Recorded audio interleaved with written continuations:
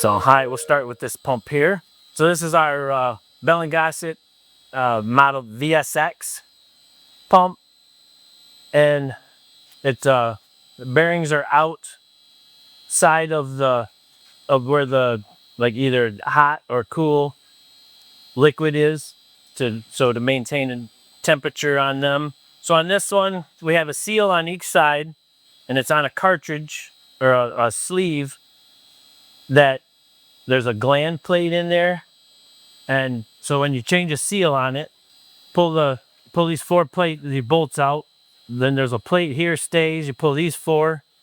This bearing assembly comes off. Then there's a lock nut on here to hold the bearing on. We pull that out. We pull the bearing off. Then you pull the 4 bolts in here that go for the gland plate. And then on the sleeve, there's 2 set screws on this step right there. Loosen them set screws. That'll pull out as one unit. What it is set up to where if it's a very critical pump, you could have that gland plate, sleeve, and a seal assembled, ready to go, to where, minimal downtime. Shut the pump down, isolate it, drain it, pull this apart, pull that old sleeve out, put that new one in there, pretty much put our bearing back on. The bearing has to be heated to be put back on. Put the lock nut back on, grease it, reassemble it, open the valves, and it's ready to go again. Okay. Are these 4 pumps the same, identical to green pumps as the others at the other MaxiTherm unit? Yes. Okay. Those I think are just bigger. So for critical shock, if we had one. And it would have to go probably for the size of the pump, which is on our pump tag down here. Because I know there's multiple sizes of pumps here. They're all the same design. These here, from the factory, they are greased for the life of the bearing. So there's really no greasing of this pump. Motors, there is. That one, based on 1800 RPMs, is the 7200 hours in the IOM. The coupler on it is what they call a Dodge coupler. There's 2 hubs on the motor. Then the coupler have the elements like bolt on, and they're like 2 half round pieces with the kind of a plastic material and What kind of a flex coupler in there. Yep, that are on there. We have one on each end of the motor. And then on the pump, there's grease points, but they're pretty much only when you rebuild the pump. If you replace the seal or replace the bearings, is what them are on. They're technically on there for, so they're somewhat hidden for that purpose.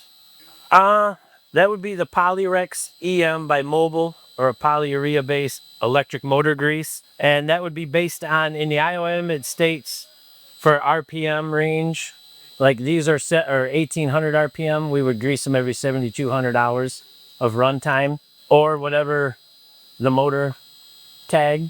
You can go by that too. Some motors have it on the end for information, some don't. Oh yeah. Oh yeah, probably that one laying right there. Yep. These are our Danfoss drive. It has option card in it at Bell & Gossett's, to where they private label it. Has parameter groups in there that are proprietary to them. Basically, they set it up as a pump controller.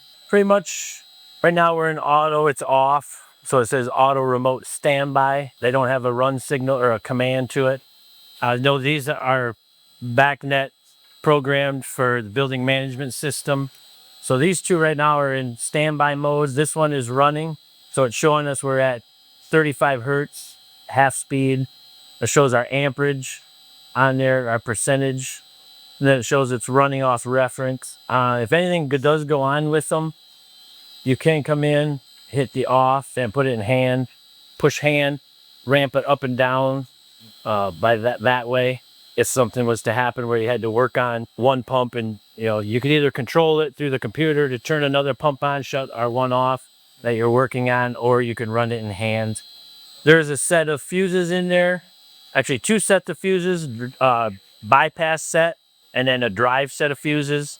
Probably a good idea to have a set of those on hand.